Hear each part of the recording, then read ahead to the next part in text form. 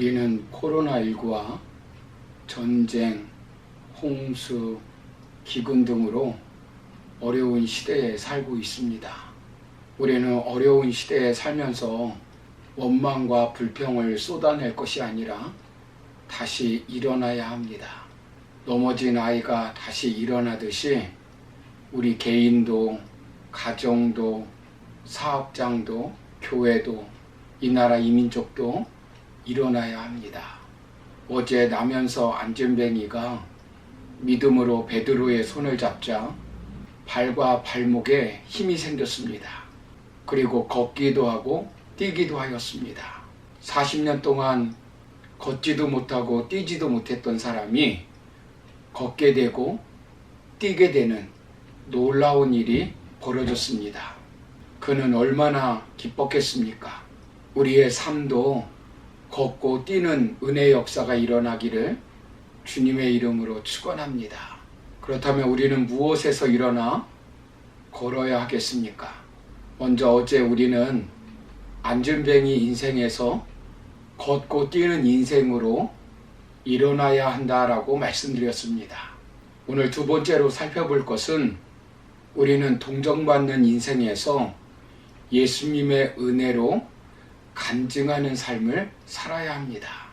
본문에 나오는 이 사람은 예수님을 믿음으로 어떤 변화가 일어났습니까? 예수님을 믿기 전의 삶의 모습을 보십시오. 본문 2절을 보면 나면서부터 걷지 못하니까 사람들이 그를 메고 성전 미문 앞에 놓아두었습니다. 사람들에게 동정을 받는 인생입니다. 사람들의 동정이 아니면 살 수 없는 인생입니다. 오늘 본문에 나와 있지 않지만 그의 부모를 생각해 보시기 바랍니다. 행복을 꿈꾸며 결혼을 했을 것입니다. 아이를 임신했을 때 얼마나 기대하고 기뻐했겠습니까? 그런데 낳고 보니 지체 부자유입니다.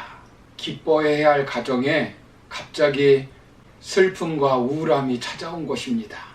온통 그 아들에게 신경을 써야만 하는 것입니다. 그의 부모는 평생 아들을 불쌍히 여기며 살다가 그를 불쌍히 여기며 죽었을 것입니다. 당시 유대인들은 이런 장애인을 보았을 때 저주받은 사람으로 취급하였습니다. 그래서 성전에도 들어갈 수가 없었습니다. 그런데 부모는 죽었어도 누군가 그를 동정하는 사람들이 있었습니다. 그를 메고 성전 미문에 놓고 가는 사람들이 있었습니다. 무엇을 위해서입니까? 성전에 들어가는 사람들 중에 그에게 동전 몇 개라도 던져주는 동정을 베풀어주는 사람이 있었기 때문입니다. 그는 남의 동정을 받으며 살아가는 인생입니다. 평생 그렇게 산 사람입니다. 베드로를 만났을 때도 마찬가지입니다. 동정을 받는 것에 익숙한 사람입니다. 본문 4절을 보시면 베드로가 요한과 더불어 주목하여 이르되 우리를 보라 하니 라고 말씀합니다. 여기 보시면 베드로가 우리를 보라고 말합니다. 그때 그는 동전 몇 개를 줄 것이라고 생각하고 그들을 보았을 것입니다. 그런데 베드로는 동전이 없다고 말합니다. 정말로 필요한 것은 물질적 동정이 아니라 예수 그리스도라는 것입니다. 은과 금은 내게 없거니와 내게 있는 이것을 네게 주노니 나사렛 예수 그리스도 이름으로 일어나 걸으라. 이 말씀을 믿어 그의 인생이 완전히 변했습니다. 그래서 그 후 어떻게 되었습니까? 본문 10절을 보시면 그가 본래 성전 미문에 앉아 구걸하던 사람인 줄 알고 그에게 일어난 일로 인하여 심히 놀랍게 여기며 놀라니라 라고 말씀합니다. 모든 백성이 그에게 일어난 일로 말미암아 놀랍고 놀라워했습니다. 동정받는 인생이 사람들을 심히 놀라고 놀라게 하는 주인공이 되었습니다. 사람들에게 희망을 주는 사람, 사람들을 예수님께 인도하는 사람, 사람들에게 자신에게 일어난 하나님의 은혜를 간증하는 사람이 되었습니다. 동정받는 인생이 아니라 사람들에게 베푸는 인생이 된 것입니다. 골이 깊으면 깊을수록 메아리는 큰 것입니다. 능력이 부족하다고 실패한 과거의 경험으로 자신의 문제를 해결해 줄 수 있는 사람이 없다고 포기하며 안전뱅이로 살아서는 안 됩니다. 40년간 해보았는데 안 된다고 낙심하고 절망하지 말아야 합니다. 우리는 어떤 상황에서도 인생을 포기해서는 안 될 사람들입니다. 능력이 없고 이제까지 해보았지만 잘 되지 않는다고 우리는 어떤 일을 이루는 데 있어서 포기해서는 안 됩니다. 부부가 부부됨을 포기해서도 안 되고, 자녀가 아무리 마음에 들지 않는다고 해도 자녀를 포기해서는 안 됩니다. 사업이 마음대로 되지 않는다고 사업을 포기해서는 안 됩니다. 기도해도 이루어지지 않는다고 기도를 포기해서는 안 됩니다. 교회에서 맡은 직분도 마찬가지입니다. 잘 감당하지 못했다고 해서 포기해서는 안 됩니다. 여건이 나빠졌다고 포기해서는 안 됩니다. 때로는 일이 잘 되지 않을 때, 진로의 길이 잘 풀리지 않을 때, 경제적으로 너무 힘들 때, 어떤 문제로 힘들 때 절대로 포기해서는 안 됩니다. 베드로와 요한 역시 한때는 포기한 사람이었습니다. 그러나 그들은 부활하신 예수님을 통하여 새로운 인생을 시작한 사람들입니다. 베드로와 요한에게 새로운 삶을 주신 그 예수님께서 안전뱅이에게 오셔서 일으켜 세우시는 것입니다. 내가 힘이 없다고 예수님도 힘이 없으신 것이 아닙니다. 내가 무능하다고 예수님도 무능한 것이 아닙니다. 내가 실패했다고 예수님도 실패하는 것이 아닙니다. 베드로와 요한의 말처럼 내게 금과 은은 없지만 나에게는 가장 귀한 예수 그리스도가 계신 것입니다. 그러므로 그 예수님을 붙들고 다시 일어서야 합니다.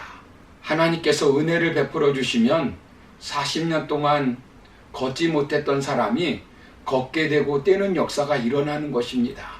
40년 동안 도망자로 살던 모세, 장인 집에서 목동으로 살았던 모세가 80세가 되던 어느 날 민족 지도자로 우뚝 서서 이스라엘 백성들을 애굽에서 해방시키는 일들을 감당하였습니다. 그러므로 우리는 어떤 어려운, 어떤 난관, 어떤 힘든 일이 있다 할지라도 절대로 포기해서는 안 됩니다. 오늘 본문에 나오는 사건이 있은 후 베드로는 무엇을 합니까? 12절을 보시면 베드로가 이것을 보고 백성에게 말하되 이스라엘 사람들아 이 일을 왜 놀랍게 여기느냐? 우리 개인의 권능과 경건으로 이 사람을 걷게 한 것처럼 왜 우리를 주목하느냐라고 말씀합니다. 사람들이 베드로가 대단한 능력이 있어서 그런 기적을 나타낸 것처럼 주목하였습니다.